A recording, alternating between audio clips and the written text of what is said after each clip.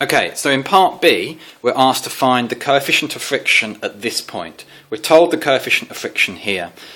So the first thing you need to do is another diagram. I draw it nice and big to show all of the forces acting on the rod. The forces acting on the rod.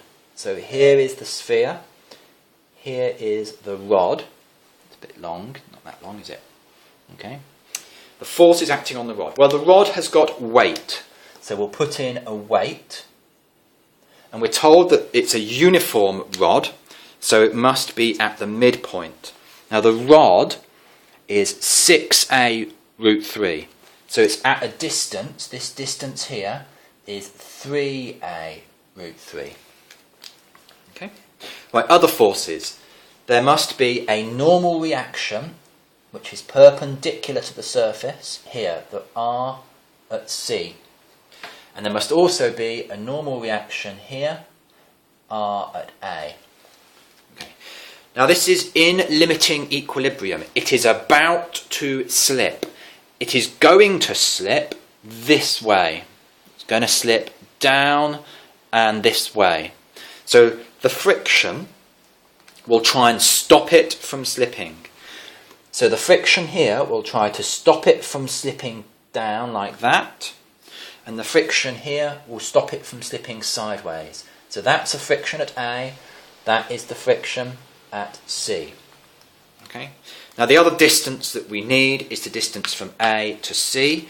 And we've worked that out in the first part is 4a root 3. So that distance there is 4a root 3.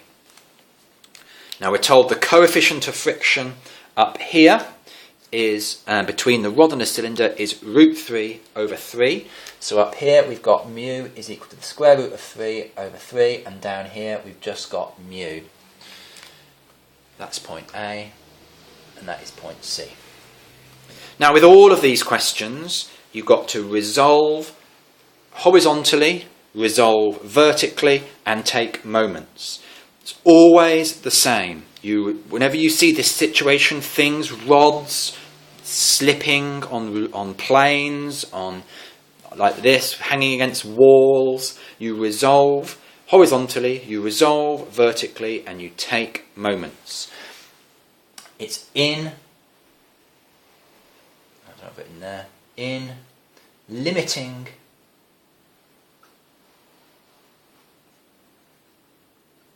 equilibrium. So we can write down that Fc is equal to mu Rc.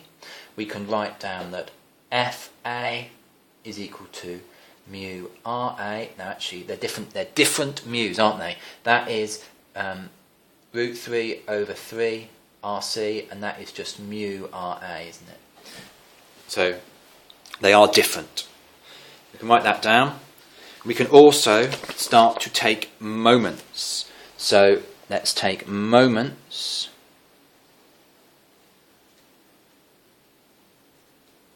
And I would choose to take moments about this point. So moments about A clockwise must equal moments about A anti-clockwise. So turning it clockwise about A, the only thing is the weight. But the weight, you need the perpendicular component of the weight. The perpendicular component. That is 60 degrees there. Okay, so the 60 degrees is that one. So we need W cos 60. And we need the distance, which is 3a root 3. And that must equal the moments the other way. Well, if you look, the only one which will turn it anti-clockwise is RC. RC, and RC is perpendicular. That is a right angle. It is perpendicular, so you just need 4a root 3. Okay, that's the moments equation. Now we are going to use that equation and muck around with it a little bit. But we should write down just to make it clear what's going on, we also need to write down a vertical and a horizontal.